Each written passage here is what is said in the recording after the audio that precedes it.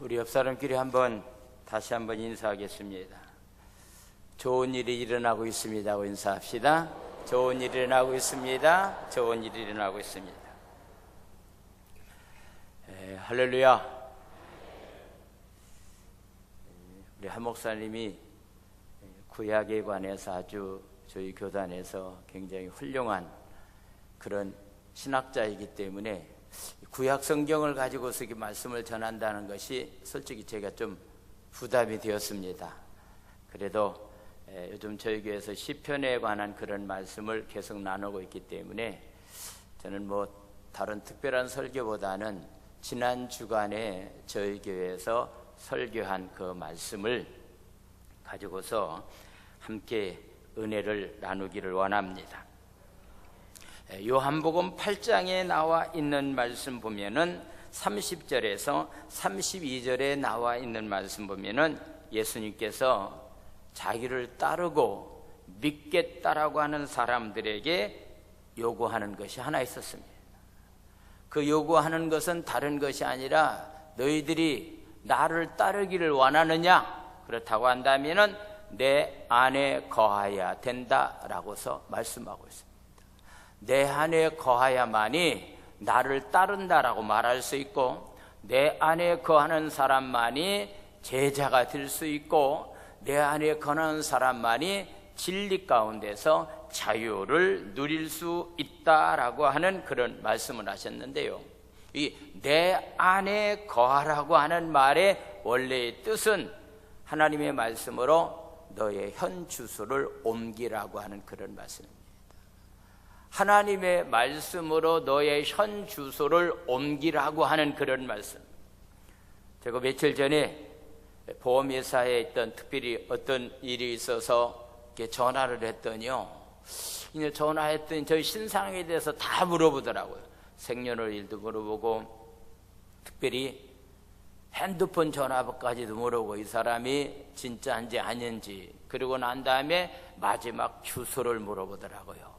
저희 교회 주소가 제주시 천수동로 16번지입니다 라고서 얘기했더니, 그러면은 보험 든 사람이 틀림이 없습니다 라고 하면서 보험에 관한 그런 제가 질문한 것을 대답해 주는 일이 며칠 전에 있었습니다.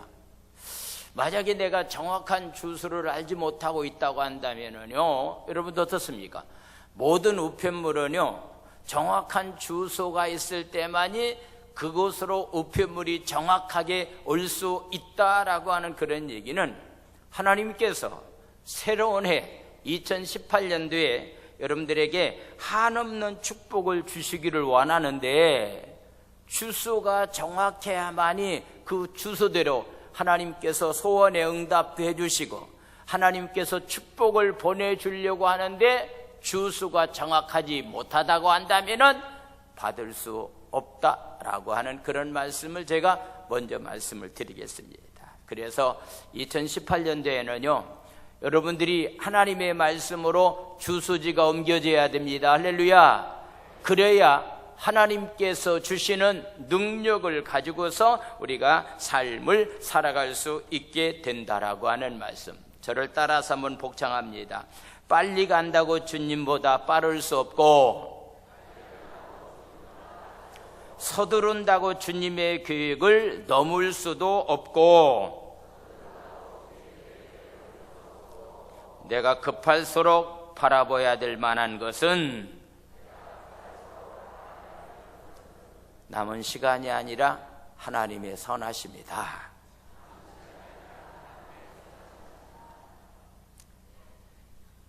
하나님의 말씀을, 내 생각을 찍는 도끼다라고 여러분들 꼭 기억해 주십니다. 오늘이요, 저는 특별한 말씀을 전하지 아니하고 이 본문에 나와 있는 말씀을 가능하면은 정확히 여러분들에게 말씀을 전하려고 하는데요, 하나님의 말씀은요, 내 생각을 찍는 도끼다라고 하는 그런 말씀입니다. 오늘 저녁 말씀을 통해서 여러분들이 2018년도에 가지고 있는 여러 가지 계획, 여러분들이 마음 가운데 가지고 있는 생각, 이것 가지고는 하나님의 계획대로 이루어질 수가 없습니다. 여러분들 마음 가운데 있는 모든 것들이 다 내려놓아야만이 하나님의 계획 가운데서, 하나님의 인도함 가운데서 우리는 삶을 살아갈 수 있게 됩니다. 할렐루야. 우리 찬양 한 장 한 다음에 우리 말씀을 나누도록 하겠습니다. 스바냐 3장 17절에 나와 있는 말씀, 너희 하나님 여호와가 너희 가운데 계시니, 이 찬양을 함께 나누겠습니다.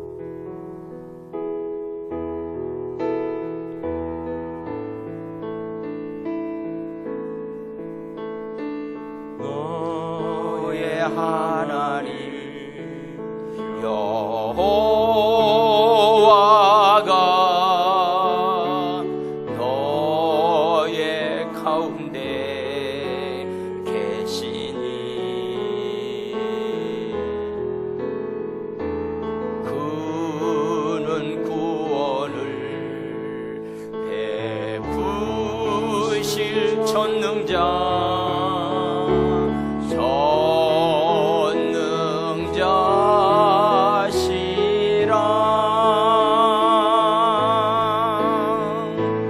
그가 너로 인하여 기쁨을 이기지 못하시며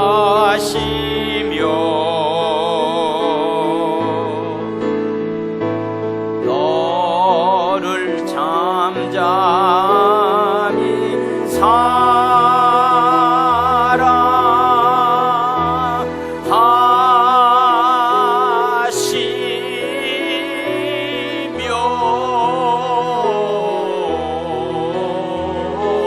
즐거이 부르며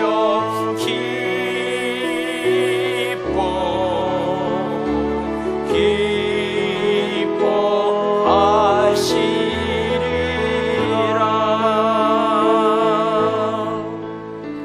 할렐루야.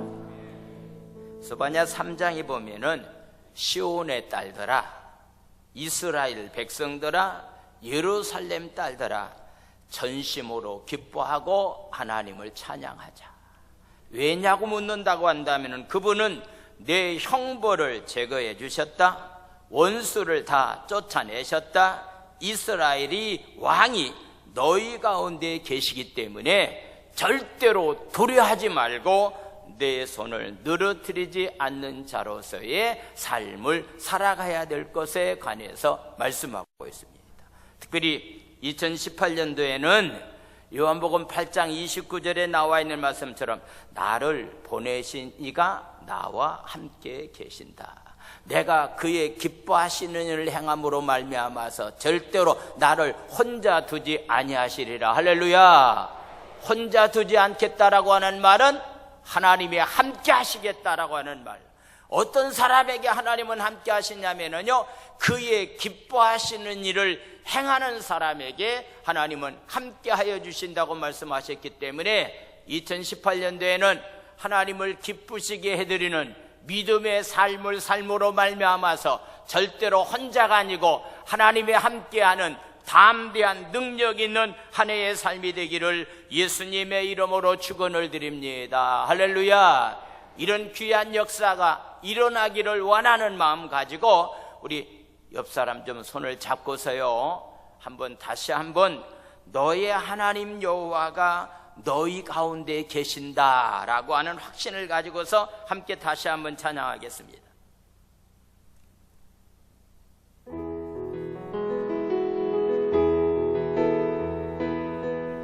좀 빨리 하겠습니다. 너의 하나님 여호와가 너의 가운데 계시니,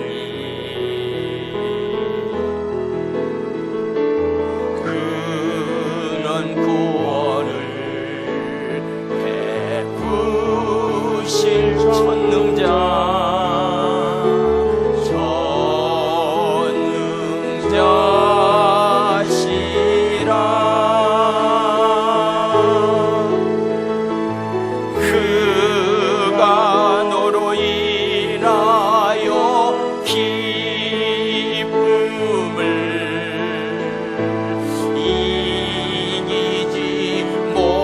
타시며 너를 잠잠히 사랑하시며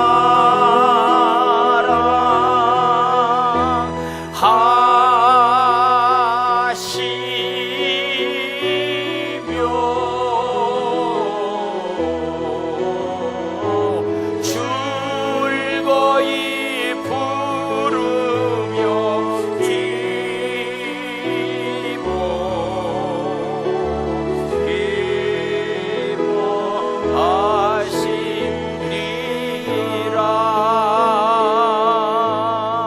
할렐루야. 우리는 하나님에 대해서 말씀할 때에 특별히 구약적인 하나님을 공의의 하나님이라고 말하고, 신학적인 면에서 우리가 하나님을 말씀할 때는 사랑의 하나님이라고 말합니다. 특별히 하나님은 공의적인 면과 사랑의 면을 가지고서 계신다라고 하는 것을 말씀을 하고 있습니다. 그런데 하나님은 이 땅을 공의롭게 이 땅을 다스린다라고 하는 그런 얘기입니다. 우리는 정치하는 사람들에게 공의롭게 나라를 다스리게 해달라고 하나님 앞에 기도하는데, 특별히 하나님도 인간들을 다스리실 때, 인간들을 통치하실 때 하나님은 공의롭게, 하나님은 우리 인간들을 통치하신다라고 하는 그런 얘기입니다. 그분은 정확하신 분이기 때문에, 공의롭게 통치하시기 때문에 2018년도에는요 하나님께 모든 것을 맡기면서 한번 삶을 살아보자라고 하는 그런 얘기입니다. 저도 한 교회에서 82년도에 개척을 하고 지금까지 이렇게 30여 년 동안 이렇게 한 교회를 섬기면서 여기까지 왔습니다. 힘들고 어려운 상황이 많이 있는데, 연말 정도 되었을 때 성년 예배를 드릴 때마다 저와 여러분들이 동일한 고백은 어떤 고백합니까? 하나님이 여기까지 도와주셨다. 하나님의 은혜로 한 해의 삶을 살았다. 주님이 모든 것을 하셨다. 내가 한 것보다는 주님이 모든 것을 하셨다라고 고백할 수밖에 없는 것은요, 하나님은 너무 정확하신 분이고 하나님은 공의로우신 분이기 때문에 우리의 삶을 합력해서 아름답게 선을 베풀어 주시는 분이다 라고 하는 그런 말씀입니다. 오늘 이 본문에 나와 있는 다윗은요, 자신의 문제를 자기가 해결하려고 하지 아니하고 하나님 앞에 다 내려놨습니다. 하나님 앞에 다 맡겼다라고 하는 그런 얘기입니다. 그럴 때마다 하나님은 다윗이 가지고 있는 모든 문제를 해결해 주셨다라고 하는 그런 말씀을 오늘 저는 여러분들에게 드리려고 합니다. 왜 하나님께 모든 것을 맡기는 한 해가 되었냐고 묻는다고 한다면, 첫 번째, 하나님은요 우리에게 승리를 주시는 분이기 때문에 우리는 하나님께 모든 것을 맡겨야 됩니다. 다윗은 일생 동안 수많은 전쟁과 어려움을 겪었습니다. 그래서 시편 3편에 나와 있는 말씀을 통해서 보면은요, 여호와여 나의 대적이 어찌 그리 많습니까? 다윗을 해하려고 하고 있는 대적이 너무 많았습니다. 나라 안에 대적이 있고 나라 밖에 대적도 있고 집안에 자기 아들이 또 자기를 죽이려고 하고, 보면은 육체의 정욕을 이기지 못하는 그런 대적이 다윗에게 굉장히 많이 있었습니다. 그래서 3편에서는 말합니다. 다윗 너는 하나님께 기도해도 하나님께로부터 해결함을 받지 못할 것 남다. 왜냐하면 너를 해하려고 하는 대적이 굉장히 많이 있기 때문이다 라고서 이야기했습니다. 그런데 수많은 대적이 있었지만은요, 다윗은 자기가 직접 나가서 대적을 싸워서 물리치려고 하지 않냐고 하나님의 도우심을 구하면서 하나님이 직접 나가서 자기의 가지고 있는 문제를 해결함 받기를 원했습니다. 그랬더니 결국은 하나님께서 그 문제를 해결해 주셨습니다. 오늘 1절에 나와 있는 말씀을 한번 보겠습니다. 성경 68장 1절에 나와 있는 말씀을 우리 한번 다 같이 읽겠습니다. 시작. 하나님이 일어나시니 원수들은 흩어지며 주를 미워하는 자들은 주 앞에서 다 도망가게 되었다라고서 말씀하고 있습니다. 하나님이 일어서니 원수들이 다 도망갔다라고 하는 그런 말씀이 아닙니까? 특별히 다윗은 하나님 앞에 모든 것을 내려놓고, 하나님, 내 앞에 이런 대적이 있습니다. 나를 해하려고 하는 사람이 있습니다. 나에게 어려움을 주는 사람이 있습니다 라고 하면서 하나님 앞에 다 모든 것을 내려놓고서 기도했더니 하나님께서 함께 해주심으로 하나님이 자리에서 일어남으로 말미암아서 원수들은 흩어지고 주를 미워하는 사람들은 다 주 앞에서 도망갔다라고서 말씀하고 있습니다. 2018년도 한 해 동안에는 여러분들이 하려고 하는 원수, 여러분들을 미워하고 있는 모든 원수들이 기도하다가 하나님께서 자리에서 일어나심으로 말미암아서, 하나님이 그 문제에 깊이 관여함으로 말미암아서 하나님의 승리하는 축복이 삶의 현장 가운데 나타나게 되기를 예수님의 이름으로 축원을 드립니다. 할렐루야. 하나님을 의지하는 다윗의 원수는 곧 하나님의 원수와 똑같았다. 그렇다고 한다면은 저와 여러분들의 원수는 누구의 원수입니까? 누구의 원수입니까? 여러분들의 원수는 누구의 원수입니까? 하나님의 원수입니다. 다윗의 원수는 하나님이 원수와 똑같았기 때문에 우리들의 원수도 하나님이 원수처럼 여겨서 원수마귀를 다 물리칠 것을 믿습니다. 할렐루야. 어떻게 하나님께서 전쟁에서 우리 원수들을 대적해서 승리하게 하는가라고 하는 구체적인 방법을 오늘 2절은 이렇게 설명하고 있습니다. 2절에 나와 있는 말씀을 다시 한번 보겠습니다. 2절 말씀을 읽겠습니다. 연기가 불려가듯이 그들을 몰아내소서. 불 앞에서 미리 녹음같이 악인이 하나님 앞에서 망하게 하소서라고서 말하고 있는데, 연기는 사람의 눈을 아프게 합니다.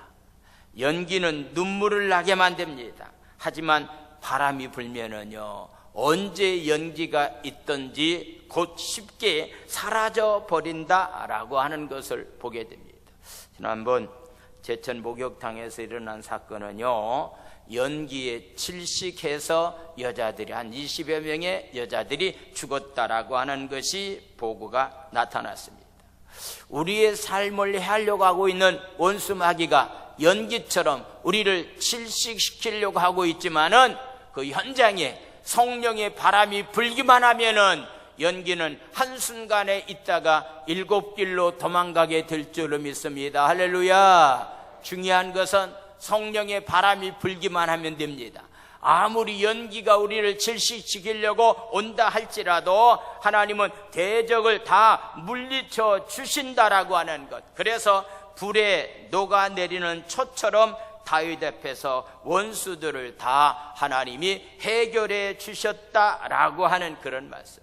그래서요, 다윗의 승리는 그의 힘과 강함으로 인한 것이 아니었습니다. 하나님의 도우심의 결과였습니다. 다윗의 대적들은 하나님이 도우시는 다윗을 당해낼 수가 없었다라고 하는 그런 말씀. 그래서 하나님은 당신을 신뢰하는 사람에게 승리를 주시는 분이기 때문에 2018년도 한 해 동안에는 여러분들이 삶의 모든 것을 다 하나님 앞에 내려놓고 하나님 앞에 간구하다가 하나님께서 자리에서 일어나셔서 연기가 바람에 따라서 한순간에 다 물러가는 것처럼 이런 놀라운 역사가 삶의 현장에 나타나게 되기를 예수님의 이름으로 축원을 드립니다. 할렐루야. 하나님은 공의로우신 하나님입니다. 악인은 하나님이 반드시 심판하신다라고 하는 그런 말씀입니다. 우리가 보기에는요, 악한 사람들이 잘 되는 것처럼 형통하는 것처럼 보입니다. 요즘도 우리 주위에서 보면은요, 그냥 악하게 권력을 가지고서 사는 사람들이 돈도 많이 버는 것 같고 잘 되는 것처럼 그렇게 보입니다. 근데 성경은요, 이렇게 우리에게 확실하게 말씀하고 있는데, 시편 37편 1절에서부터 3절까지 말씀을 하고 있습니다. 37편 1절에서 3절까지 말씀을 보겠습니다. 1절에서 3절까지 말씀을 한번 보겠습니다. 악을 행하는 자들 때문에 불평하지 말라. 불의를 행하는 자들을 시기하지 말라. 그들은 풀과 같이 속히 배임을 당할 것이요 푸른 채소같이 서지 않을 것이므로다. 여호와를 의리하고 선을 행하라. 땅에 머무는 동안에 그의 성실을 먹을거리로 삼을지어다. 할렐루야. 악하게 삶을 살아가는 사람들이 잘 되는 것처럼 보이지만은 그렇지 않다는 거예요. 들에 있는 채소처럼 속한 신뢰에 배임을 당하기 때문에 적어도 하나님의 백성이라고 한다면은 어떻게 삶을 살아가야 될 것에 관해서 우리에게 말씀하고 있는데, 성실로 식물을 삼으라. 할렐루야.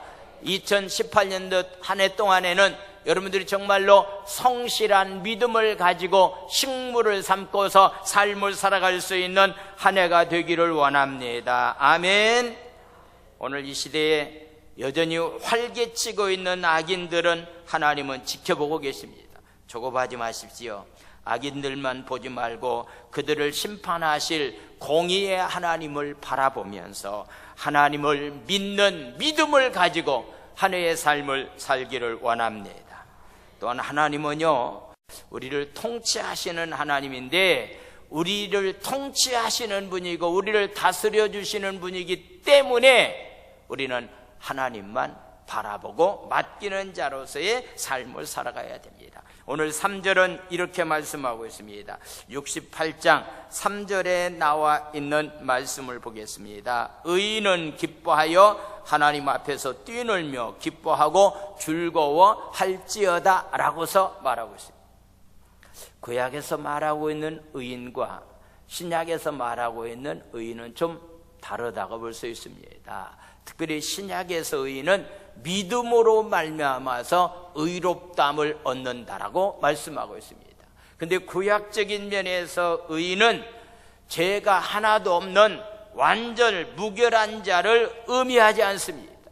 구약적인 면에서 의인은 하나님의 은혜를 갈망하면서 경건한 가운데에서 삶을 살아가는 사람을 가리켜서 의인이라고 말하고 있습니다. 하나님을 사랑하고 말씀을 순종하는 의인들을 원수들은 두려워하지만은 의인들은 기쁨의 삶을 살아갈 수 있게 된다라고 하는 사실에 대해서 말씀을 하고 있습니다. 그렇다고 한다면은 올해는요, 우리가 좀 경건한 삶을 살아가야 됩니다. 이 경건한 삶을 살아가는 것이 의인의 삶이고, 이런 삶을 살아가는 사람들에게는 기쁘고 즐겁고 하나님을 찬양하는 자로서의 삶을 살아갈 수가 있기 때문입니다. 그래서 4절은 다시 또 이어서 말합니다. 하나님께 노래하며 그의 이름을 찬양하라. 하늘을 타고 광야에 생하신 이를 위하여 대로를 수축하라. 그의 이름은 여호와시니 그의 앞에서 뛰놀지어다 라고 하는 그런 말씀이었습니다. 경건한 가운데 삶을 살아가는 사람은 기쁨의 삶을 살아갈 수 있다. 경건한 가운데 삶을 살아가는 사람은 하나님의 이름을 높이면서 영광과 찬양을 돌리면서 삶을 살아갈 수 있다라고 하는 그런 말씀입니다.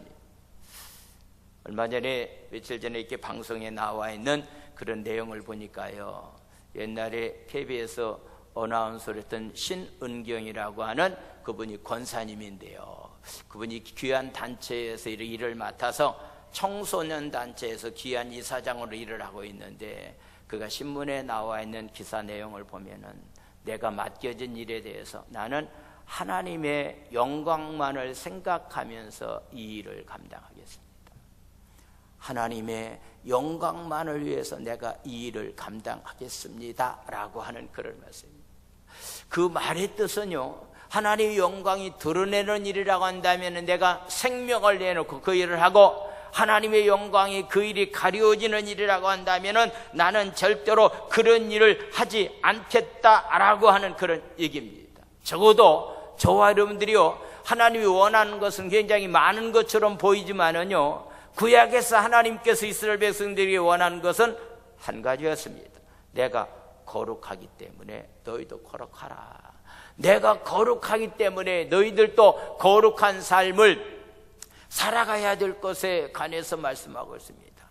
왜, 무엇 때문에 우리 기독교인들이 요즘 많은 욕을 먹고 힘들고 어려운 가운데서 삶을 살아가느냐고 묻는다고 한다면요, 세상 사람들에게 경건의 모습을 보여주지 못했기 때문입니다. 적어도 하나님의 백성으로서의 거룩한 삶을 살아가고 있는 모습이 그들에게 흘러가야 될 텐데, 예배가 삶이 되고 삶 자체가 예배가 되어야 될 텐데, 예배와 삶이 동떨어지는 가운데서 삶을 살아가다 보니까 세상 사람들에게 비난거리가 되었다라고 하는 얘기입니다. 적어도 구약에서 경건한 가운데서 삶을 살았다라고 하는 사람들에 대해서 말하기를, 구약에서 가장 힘들고 어려운 사람이 고아와 과부였습니다. 이들을 힘들고 어렵게 사는 사람들을 그냥 내버려 두지 아니하고 이들에게 깊은 관심을 갖고 이들에게 사랑을 베풀면서 사는 자로서의 삶을 살아가는 것이 구약을 대표하는 경건의 삶이었다라고 하는 것을 보게 됩니다. 그렇다고 한다면 신약에 와서의 참된 경건의 삶은 어떤 삶인가 라고 하는 것에 대해서 야고보서 1장에 나와 있는 말씀을 한번 찾아보겠습니다. 야고보서 1장 26절에서부터 27절까지 나와 있는 말씀을 보겠습니다. 1장 26절에서 27절까지 말씀을 제가 공독에 올립니다. 누구든지 스스로 경건하다 생각하며 자기 혀를 제갈 물리지 아니하고 자기 마음을 속이면은 이 사람의 경건은 헛된 것이다 라고 말하고 있습니다. 우리가 이 경건의 삶을 살아가는 것이 바로 의롭다함을 얻는 자의 구약적인 면에서의 말씀인데, 바로 경건한 자로서 너희들의 삶을 살아가기를 원한다고 한다면은 자기 혀를 제갈 물려야 된다라고 말하고 있습니다. 저를 바라보시기 바랍니다. 2017년도에 하나님이 원하는 경건한 삶을 살기를 원하시면 아멘 합시다. 첫 번째, 말 조심해야 됩니다. 예수 믿고 난 다음에 말에 변화가 없다고 한다면요, 성령 받고 난 다음에 말에 변화가 없다고 한다면 죄송합니다, 성령 받은 거 아닙니다. 적어도요, 오순절의 신앙을 가지고 있는 사람들은 성령 받았다고 한다면 사도행전 2장에 나타나고 있는 성령의 역사 가운데서 첫 번째가요, 말이 바뀌어진 방언의 역사가 일어났다는 얘기가 아닙니까? 내가 진짜 하나님 앞에 올바른 경건의 삶은요, 말이 바뀌어져야 됩니다.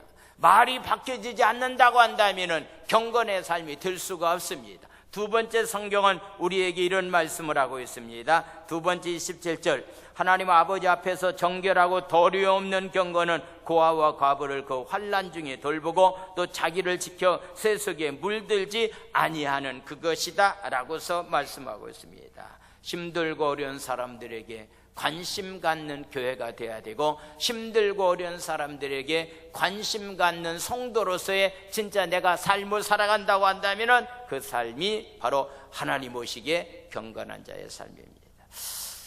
저에게는 자랑은 아니지만 2000년대에 제가 1년 동안 안식년을 맞아서 하와이에 가서 이렇게 열방대학에서 공부하면서 제가 새롭게 하나님 앞에 기도했습니다. 하나님, 이젠 우리 교회가 지역을 위해서 좀 무언가 섬기면서 일을 해야 될 텐데 어찌하면 좋겠습니까? 라고서 기도하다가 주차장 부지로 구입한 약 900평의 땅을, 교회 앞에 있는 땅을 국가에다가 기부 체납으로서 거기에다가 종합사회복지관을 세워서 지금 10여 년 동안 지역사회를 잘 섬기고 있고, 그것 때문에 하나님께 영광을 돌리고 있습니다.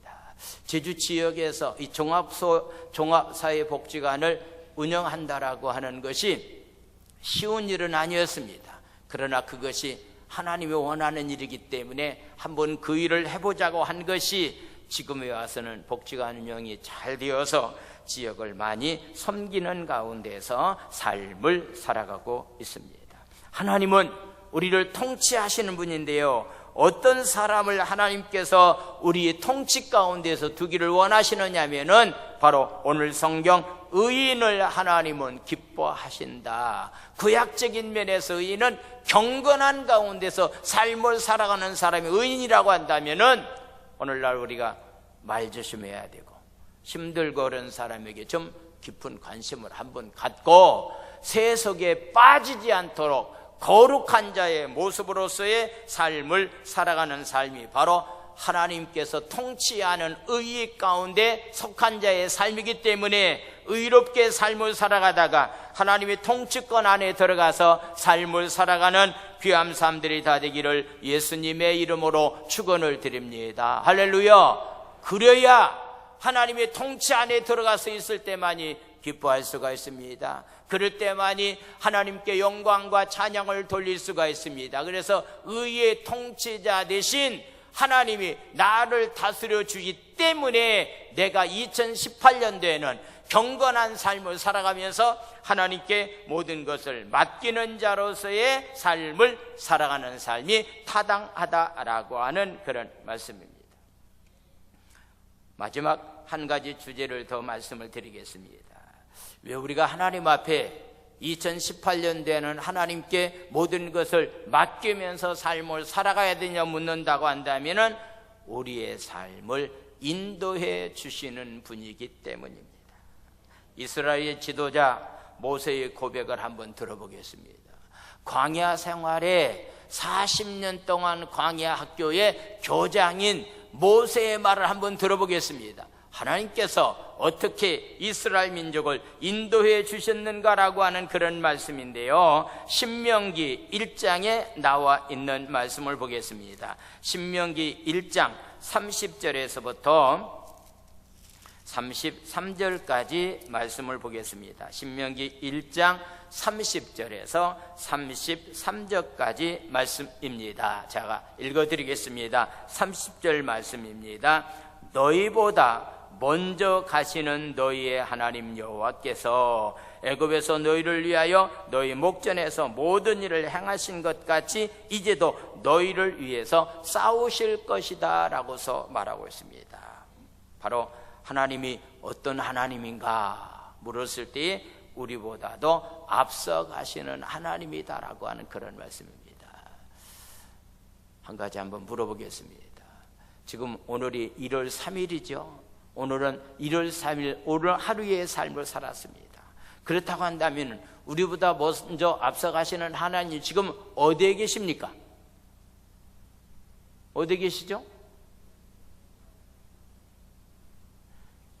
오늘 우리가 3일날의 삶을 살고 있다고 한다면 적어도 우리보다 앞서 가시는 하나님은 4일날 지금 앞에 계시겠어요. 4일. 여러분들 삶의 현장 가운데서요, 힘들고 어렵다 할지라도 걱정해서는 아니될 만한 이유가 있다고 한다면 항상 너희들보다도 앞서 가셔서 너희 앞에 놓여있는 모든 장애물들을 물리치고 싸워주신다라고 하는 것, 그리고 난 다음에 오늘 31절에 나와 있는 말씀을 보겠습니다. 31절, 광야에서도 너희가 당하였거니와 사람이 자기 아들을 아는 것 같이 너희 하나님 여호와께서 너희가 걸어온 길에서 너희를 안으사 이곳까지 이르게 하셨느니라. 할렐루야. 광야길 힘들고 어려운 상황이 있을 때마다 하나님께서 어떻게 하셨다고요? 우리를 안아주셨다라고 하는 그런 말씀. 발자국이라고 하는 시가 있는데요, 사업에 실패하는 젊은 사람이 가장 힘들고 어려운 상황 가운데서 꿈을 꾸고 있었는데요, 주님과 함께 바닷가를 거닐고 있었습니다. 이런 얘기 저런 얘기를 하면서 바닷가를 거닐다가요, 뒤를 돌아다 보니까요, 발자국이 둘밖에 없는 거예요. 예수님이 옆에서 함께 계셨다고 한다면 4발자국 있어야 될 텐데 2개밖에 없는 거예요. 그래서 예수님께 따지도 되게 합니다. 예수님, 내가 가장 힘들고 어려운 상황 가운데 예수님이 내 곁에 계셔서 나와 함께 계셨을 텐데 그때 예수님 어디 가셨습니까? 예수님 어디 가셨습니까?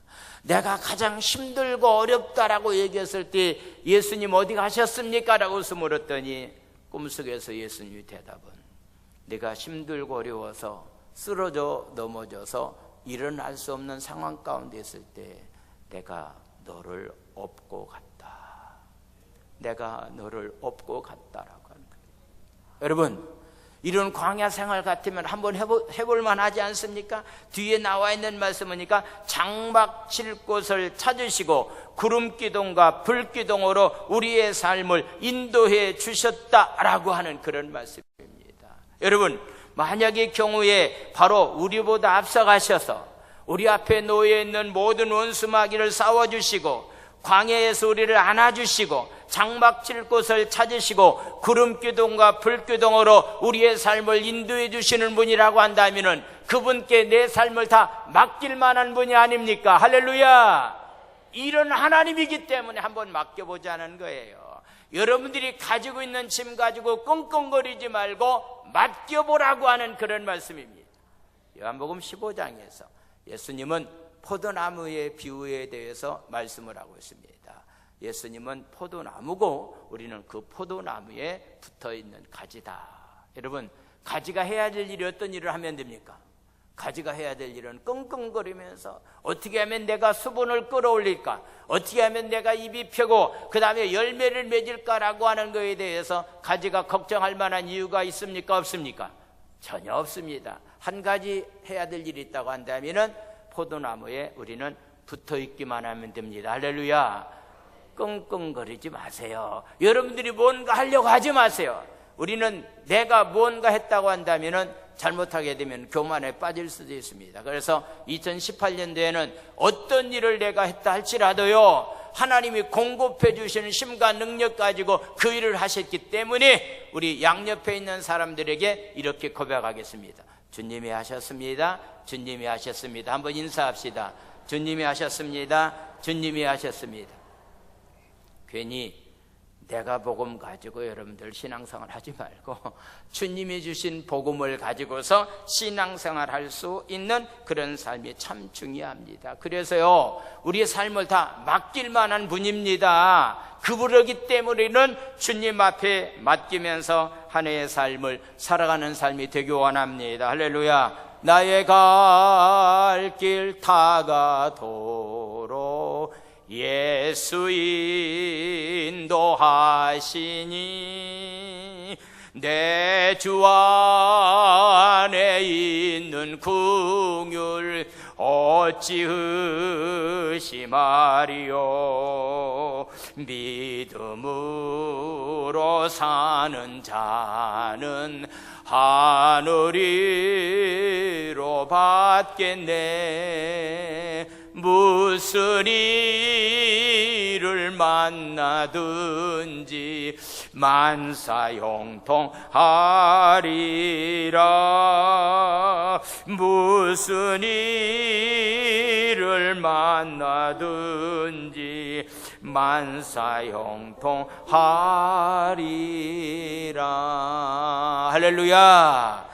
6절에 나와 있는 말씀을 보겠습니다. 68편 6절에 나와 있는 말씀. 하나님이 고독한 자들을 가죽과 함께 살게 하시며 갇힌 자들을 이끌어내서 형통하게 하시느니라. 오직 거역하는 자들의 거처는 메마른 땅이로다라고서 말하고 있는데, 고독한 사람들에게 가족과 함께 살게 해주시는 은혜가 하나님의 은혜입니다. 할렐루야. 가면 갈수록 가정이 파괴되는 그런 모습들을 보게 됩니다. 이젠 우리나라도요, 결혼율이 세계 이혼율이 1등인데요 47%에 해당되는 이혼율을 가지고 있습니다.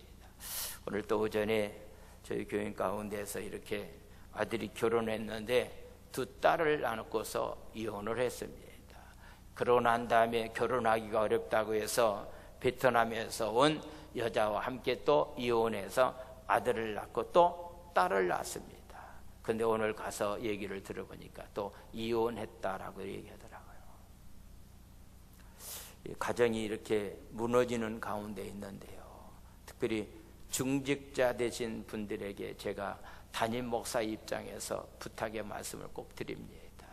여러분들이 자녀들이요 이렇게 또 가정이 파괴되고 무너지면은요, 진짜 힘들고 어려운 그런 일들이 분명히 오기 때문에 특별히 교회가 앞으로 해야 될 일은요, 다음 세대를 위해서 교회가 깊은 관심을 갖고서 귀한 프로그램을 가지고서 해야 될 만한 일이 바로 오늘 우리에게 있다라고 하는 것을 보게 됩니다. 특별히 2018년도 한 해 동안에는 오늘 성경에서 우리에게 주신 약속의 말씀대로 고독한 자들을 가족과 함께 살게 하시고 가족을 회복시켜 주시겠다고 약속했는데, 이 복이 여러분들 가정가정에 임하게 되기를 예수님의 이름으로 축원을 드립니다. 할렐루야. 근데 하나님이요, 우리를 광야길로 인도하는 것으로 끝나지 않습니다.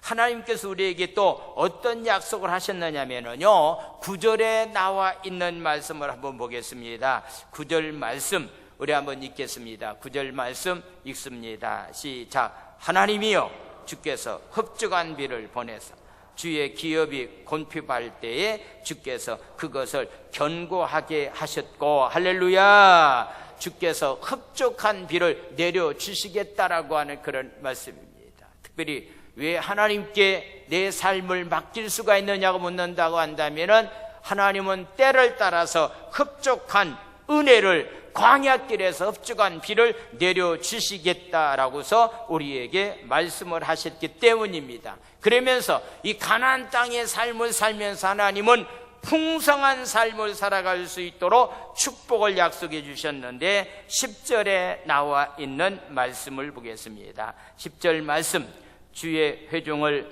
그 가운데서 살게 하셨나이다. 하나님이여 주께서 가난한 자를 위하여 주의 은택을 준비하셨나이다. 할렐루야. 약속의 땅에서의 삶이 풍부한 삶을 살아갈 수 있도록 하나님께서 은혜를 베풀어 주시겠다라고 약속하셨습니다. 그렇기 때문에 2018년도는 하나님께 한번 맡기면서 삶을 살자는 얘기예요. 때를 따라서 하나님의 돕는 은혜를 우리에게 주시겠다고 약속하셨기 때문에, 우리의 삶을 책임지실 분이기 때문에 한번 맡겨보자는 거예요. 우리의 삶을 통치하시는 분이기 때문에 한번 그분에게 한번 맡겨보자라고 하는 그런 얘기입니다. 전쟁에서 승리케 해주시는 분이기 때문에 한번 그분에게 모든 것을 맡기면서 삶을 살아가자라고 하는 그런 말씀입니다. 저희 고향은 이 광주에서 가까운 충남 부여라고 하는 고향 지역이 저희 고향입니다. 제가 어렸을 때 이 금강에서 이렇게 어린 시절을 보냈기 때문에 어른들이 배를 만드는 나무를 가지고 배를 만드는 것을 구경을 했습니다. 물에 띄워놓고서 배를 만들지는 못하지요. 육지에다가 이렇게 배를 만들어 놓고 그 밑에다가요, 각기목 이렇게 둥글둥글한 나무를 밑에다 깔아놓고서 그냥 밀기만 하니까 그냥 물속에 빠져서 배가 이렇게 물에 뜨고 있는 그런 모습을 보았습니다. 2018년대 여러분들이 가지고 있는 무거운 짐을 들고 가겠습니까? 지고 가겠습니까? 굴려보내겠습니까? 어떻게 하시겠습니까? 굴려보내야 되지요. 믿음이라고 하는 언어의 뜻은 굴러보낸다라고 하는 뜻을 가지고 있다고 그래요. 적어도 여러분들 모든 짐을 다 주님이 다 책임져 주신다고 말씀하셨기 때문에 모든 것을 다 주님 앞에 내려놓고 맡기면서 2018년도 한 해의 삶을 살아가는 삶이 되기를 예수님의 이름으로 축원을 드립니다. 할렐루야. 제가 간증 하나 하고서 말씀을 마치겠습니다.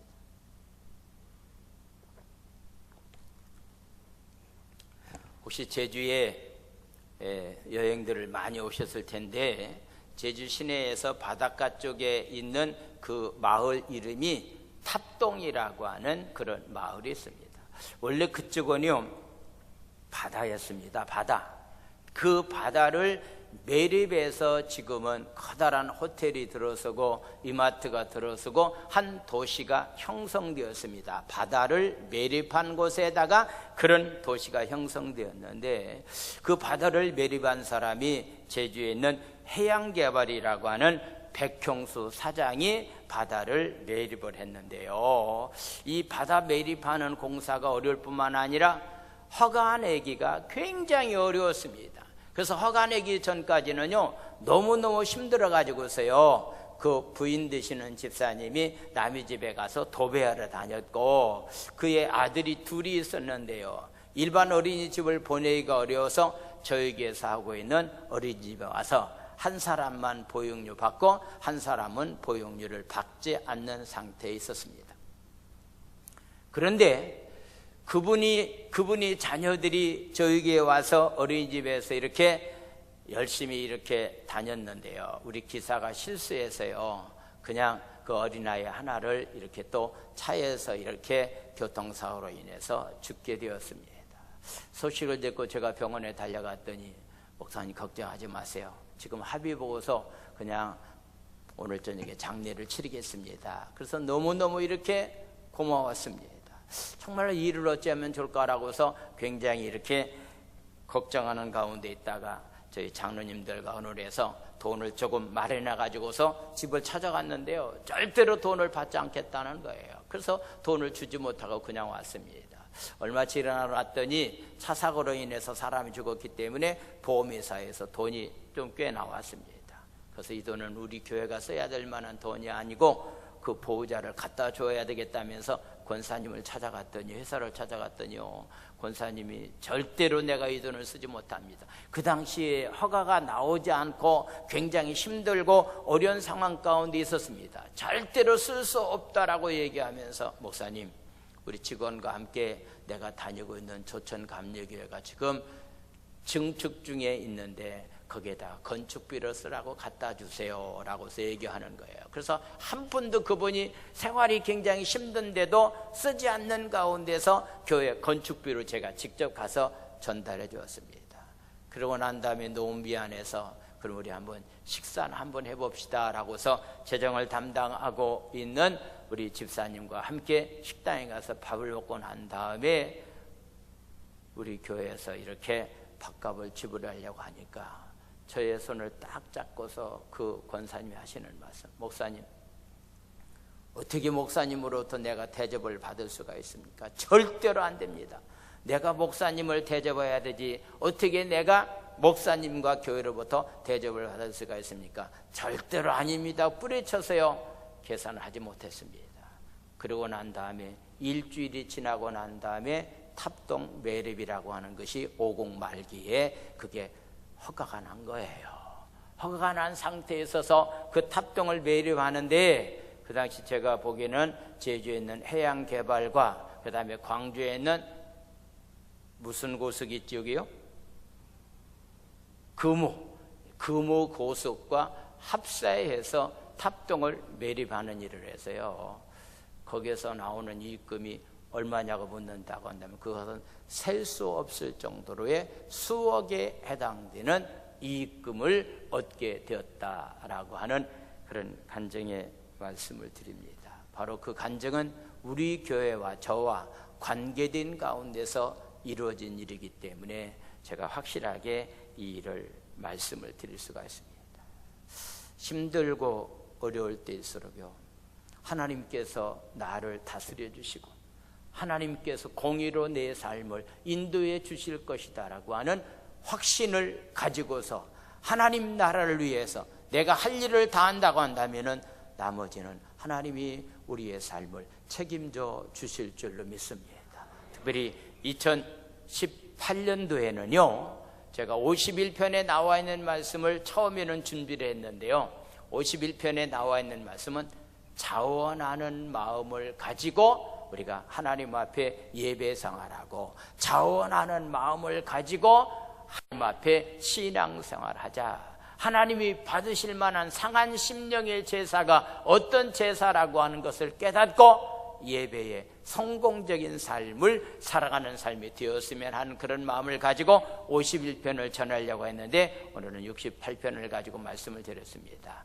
특별히 다가오는 2018년도에는 한번 복장합니다. 예배가 삶이 되고 삶이 예배가 되자. 이거 예배가 삶이 되고 삶이 예배가 되는 것, 이것이 진짜 하나님이 원하는 삶입니다. 어떤 일을 했다 할지라도 저와 여러분들의 고백은 한 가지밖에 다른 것은 해서는 안 됩니다. 옆 사람끼리 다시 한번 인사합니다. 주님이 하셨습니다. 주님이 하셨습니다. 주님이 하셨습니다. 주님이 하셨습니다라고 하는 이런 고백을 할 수 있는 길이 하나 있다고 한다면은 갈라디아서 2장 20절에 나와 있는 말씀입니다. 날마다 십자가 밑에서 예수님이 2000년에 죽을 때 나도 죽었다. 예수님이 살 때 나도 살았다. 이제는 내가 산 것이 아니라 예수 안에서 나는 산다라고 하는 그런 신앙 고백, 2000년 전에 죽음을 날마다 선포하면서 예수 안에서 내가 함께 산다라고 하는 그런 믿음을 가지고 살 때 모든 삶 가운데서 주님이 하셨습니다. 주님이 하셨습니다라고 고백하게 되면은 결국은 따라서 복잡합니다. 진리가 결론되는 삶을 살자.